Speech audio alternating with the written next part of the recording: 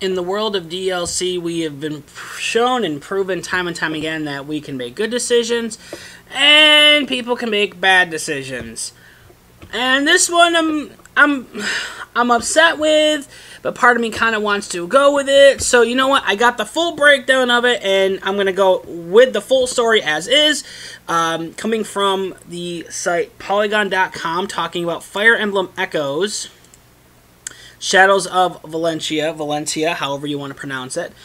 Due to launch in about 2 weeks real time on the Nintendo 3DS, it will have a season pass of DLC. A season pass basically is, I'm guessing it's from the time they release and guess until the I want to say within, let's say 6 months. 6 months to a year.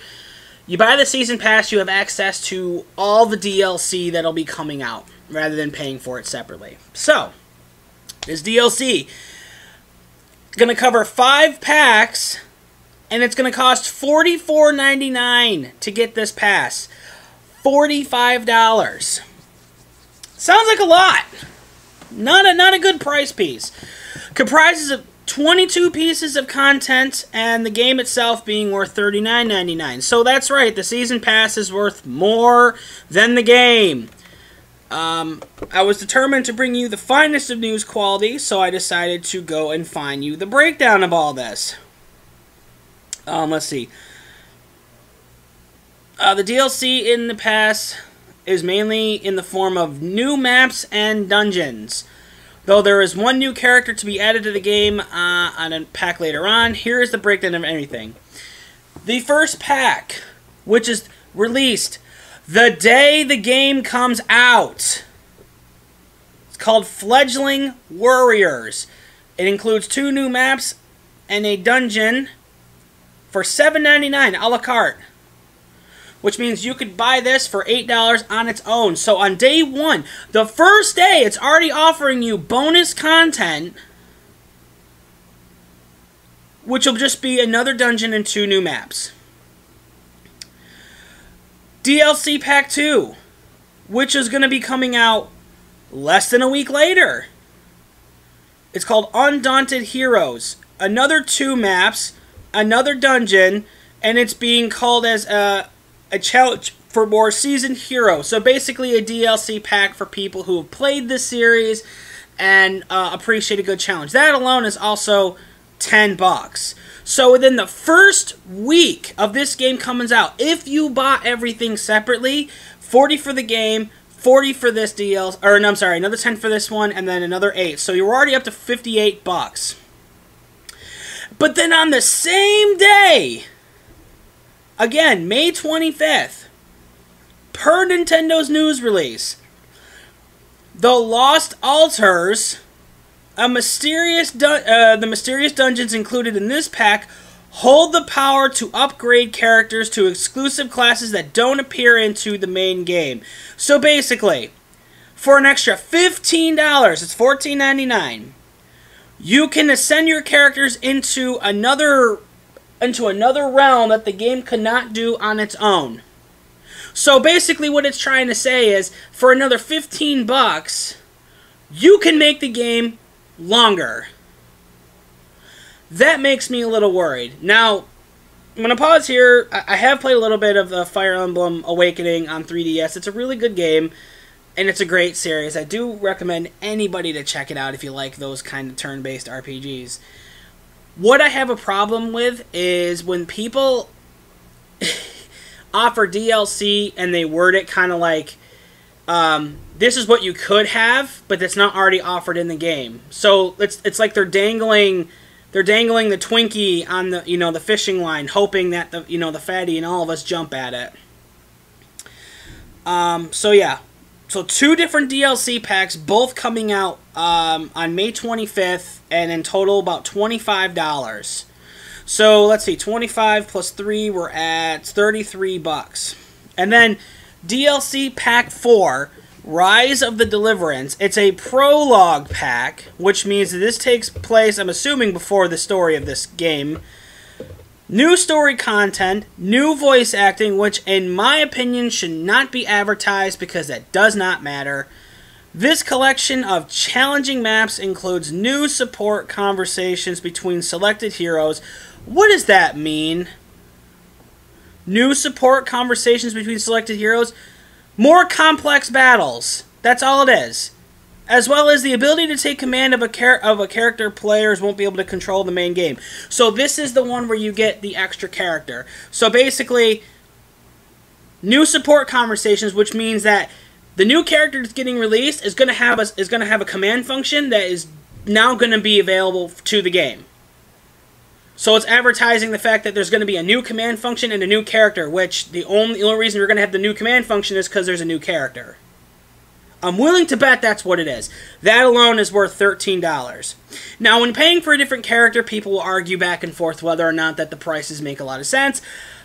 I have to differ because with playing fighting games and RPGs, I've paid as little as $1 for a character. I've paid as much as $10 for a character. I don't really. I think this is kind of on with the price, but again, it's entirely up to the person. And this is June 1st, 6 days. So keep in mind, the game comes out May 19th. You're already getting DLC on day 1. You're getting 2 more packs of DLC the following week. And then a week later, you're getting another DLC pack. So within 2 weeks, you're already going to have 4 DLC packs.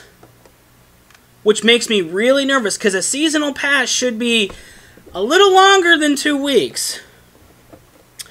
And then DLC pack number 5, which they're saying is $6, but they don't have any information on it. Goes on to conclude that the season pass itself is $44.99, but if you bought everything separately, it would cost everything $51.95. It goes on to say it's not the most expensive season pass of DLC. And then it goes on to talk about Call of Duty, Infinite Warfare, Battlefield 1, and Star Wars Battlefront, all offering them at $50. I would argue that maybe 1 or 2 of those out of the 3 are definitely not worth the $50 price tag. The other one being Battlefield 1, I say is, only because the maps, the weapons, the bonuses, like the part of the stuff to really increase the multiplayer part of a game, which is like first-person FPS. Yeah, I'm sorry, first-person shooters on multiplayer online. That makes money, and you're stupid to think otherwise. So, breakdown, what does this all mean? Basically, what this all says is this game is coming out in 2 weeks, and within 2 weeks of the game coming out, and DLC pack number 4, you're already going to have 80% of all the seasonal pass stuff, which tells me that this game could have very well just been dissected at the very end of its production, and the company thought to themselves, well, we could chop these up and offer them as DLC, and people will pay for it because Fire Emblem, because shut up. This right here is not a practice I'm a huge fan of. If they really wanted to make a profit on, like, seriously, if they really want to brag, well, for $45 you can get all this DLC. Oh, and 1 bit of the DLC has not been announced yet. But it's $6, so it's probably like a dungeon or something. It originally cost $52. Now keep in mind, if you're buying digitally, there's no tax on it for the most part. Some places will charge you tax depending on what location you go to. So essentially you save $7. You save $7 whole. What a crock of shit.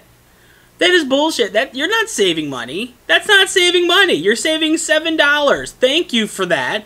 And thank you for your bullshit season pass that only extends at least to this number. And I'm not counting like if they release DLC pack 5 like in August. No, it's a $6 DLC pack. No, a season pass. Give me a break. Give me a break. Because when you break it all down, what do you got? Maps in a dungeon. Like, I'm pretty sure people can knock that out in a few hours. And more maps in another dungeon for more challenging players to accomplish. Another few hours. mysterious dungeons and new accessible character classes that aren't available in the game. Okay, I'll bite on that. A prologue to the actual game plus an additional character, which kind of makes me wonder why the hell he's not included, if he's even going to be in the main game. So again, like this all drums up to you, the person, the consumer, the buyer.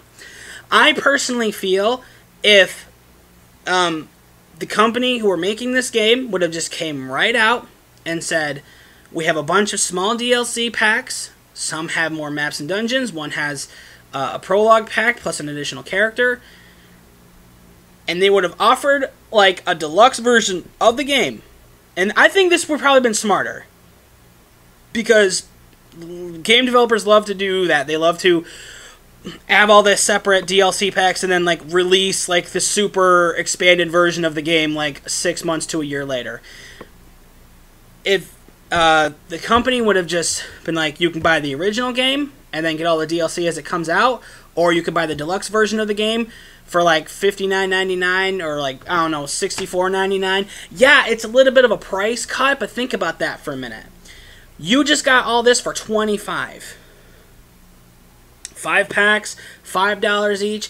I'm sorry, but we're talking about a handheld device. We're talking about a handheld gaming device. Some people have more accessibility to use their game, you know, their 3DS. Some people don't. I honestly feel that $45, when you're only saving $7 at the end of the day, is really not that much of a deal. I feel that Nintendo is definitely trying to price gouge. They're trying to rip people off just a little bit. I'm not saying they're getting full-blown crazy, and I'm getting nervous about this because this is less than a week. This is less than a week after Mario Kart 8 had just dropped and the announcement of the new clamshell design 2DS XL. So within 1 week, we've already got a brand new Mario Party game plus the announcement of a new 2DS, and this is about a month and a half-ish. No, I want to say about 2 months. About 2 months after the Nintendo Switch came out, and they just keep hitting us with these high numbers on things. It sets a very dangerous precedent because it tells other companies that they can follow suit, and I think people are becoming a lot more wiser to this. I mean, look at the season pass for Star Wars Battlefront. Like, I don't think anybody bought it, and if they did, they demanded a refund because that game was lacking in every sense of the word. The multiplayer was good, but it's not good enough. Like, with Call of Duty, that's different. Like, with that, with Battlefield 1, with Overwatch, like, the multiplayer on that can hold its own because it's deep, it's customizable, there's a ton of things you can do with it. Like, the servers are dedicated, they can handle the amount of people, they can handle the chaos. I have to wonder what they're doing. I think this is a shady practice. I think it's safe to say this is a very shady practice, and if Nintendo's not careful, they could very much risk losing a lot of people on this. So my overall solution to this, and let me know in the comments what you think below. If you think it's cool they're doing this, that's fine. One thing I don't like, it's the passive comment. If you don't like it, don't buy it. Well, after seeing the DLC, I kind of have to be like, well, what the hell? That's kind of BS. Like, in almost every single one of these packs, there's new maps, there's new dungeons, there's a new playable character, and there's new expanded classes that I won't have access to without it. So essentially, it feels like the game I'm getting right away is very vanilla in comparison. So, to anyone who likes to make the argument, well, if you don't like it, don't buy it. Well, here's the thing. I'm a gamer, and I want to get as much fun and enjoyment out of these games as possible. And when it feels like I have to keep dumping money into it over and over to make it enjoyable, that's a problem. Do I think the game's going to suffer without it? No, not really. But I do know that people are going to get a little pissed off about this because it is a hefty season pass. So Nintendo should have offered like a deluxe version of this game for like an additional $25, $30 more. Knock a good portion of the overall cost off. Get people in there to really buy it. And then that way, anybody who's actually stubborn enough to want to buy everything a la carte, they could do it a la carte. But anyway, this has gone on way too longer than I would have expected. Please let me know what you think in the comments below as far as what you feel on this. Maybe your thoughts on this series of in itself. Question of the day for anyone who's still sticking around is, if there is a game right now that you wish had some form of DLC currently going with it, I'll even go as far as like PlayStation 3 games, Xbox 360 games, older PC games. If there was something you can add more DLC to, what would it be? Anyway, guys, that's going to do it for me. I'm going to head on out of here. You all have a classy May the 4th, and May the 4th be with you all.